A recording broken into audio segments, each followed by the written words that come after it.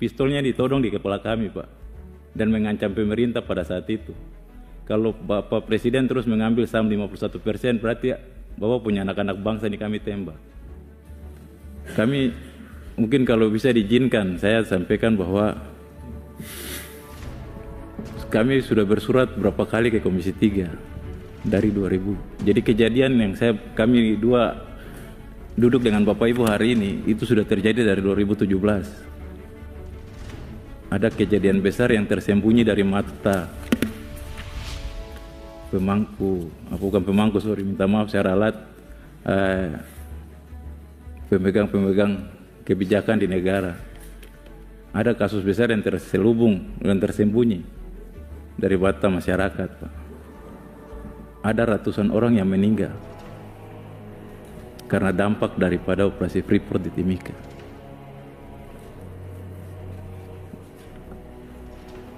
Tapi sebelumnya saya sampaikan dulu pertama ucapan terima kasih yang sebesar-besarnya, Bu. Hari ini saya bangga duduk dengan Bapak Ibu. Kami dua bangga sekali.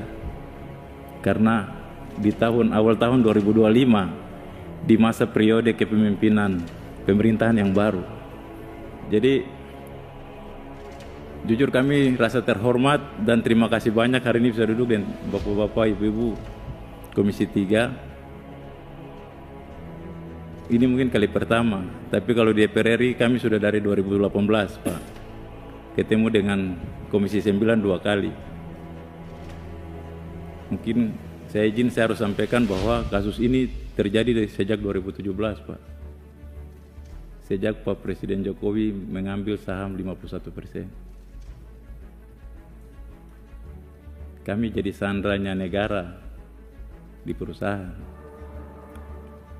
agar pemerintah tidak bisa mengambil saham 51%. Jadi kami ini sandra negara. Kalau di dunia orang bilang teroris, pistolnya ditodong di kepala kami, Pak, dan mengancam pemerintah pada saat itu. Kalau Bapak Presiden terus mengambil saham 51%, berarti Bapak punya anak-anak bangsa ini kami tembak.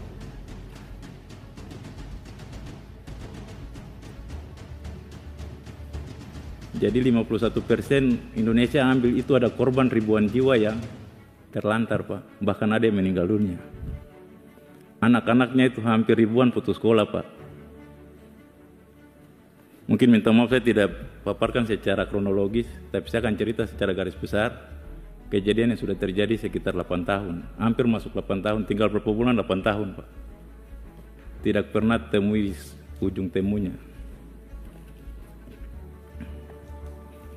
Jadi sampai hari ini kami duduk itu sudah banyak ribuan anak-anak putus sekolah, tidak bisa melanjutkan pendidikan.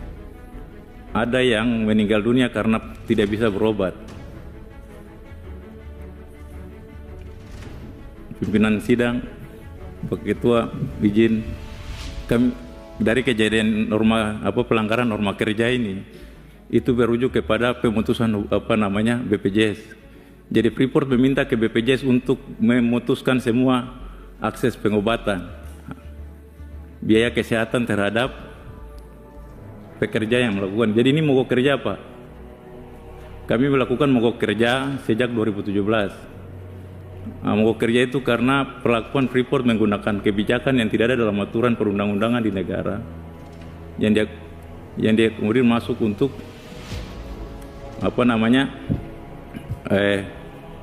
mengintimidasi kita di sana.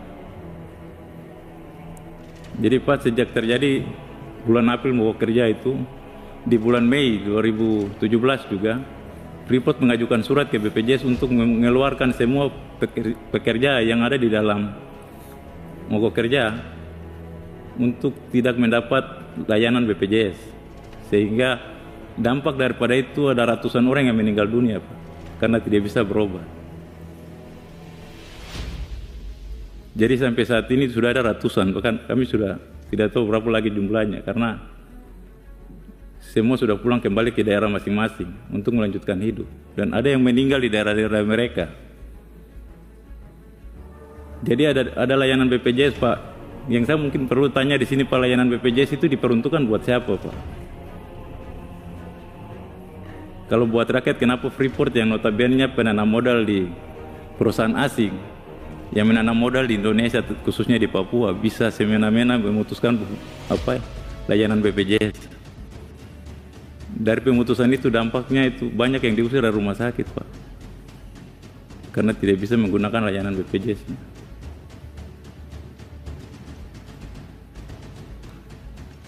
Ada anak-anak sekolah yang harus diusir, Pak, tidak bisa ikut ujian.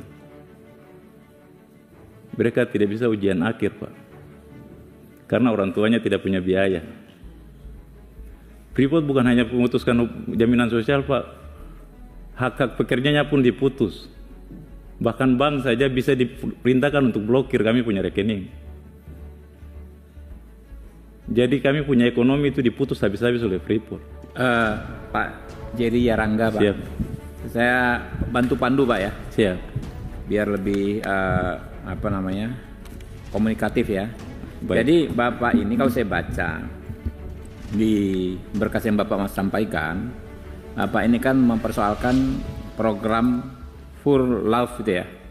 For Love ya.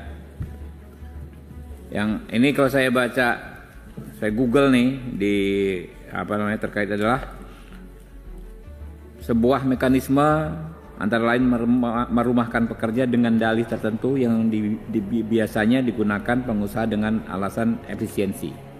Kurang lebih begitu, Pak, ya. Jadi Bapak ini mempersoalkan apa saja, Pak, yang dilakukan oleh perusahaan Freeport, PHK kah, pemaksaan cuti kah, perumahan sementara kah, itu jadi, apa saja? Nanti dijawab saja, Pak. Dijawab ya. Oke. Jadi, Pak, ini ada PHK sepihak, Pak. Ada PHK sepihak terhadap berapa orang, Pak, jumlahnya, Pak? Terakhir 2017 itu waktu mulai pertama itu 8.000, Pak. 8.000 orang 2017. Iya. Terus berlanjut sampai sekarang, Pak, PHK yang bertambah. Iya, bukan PHK, tapi Freeport memaksa pekerja ini untuk mengundurkan diri secara sukarela. Iya, itu dia.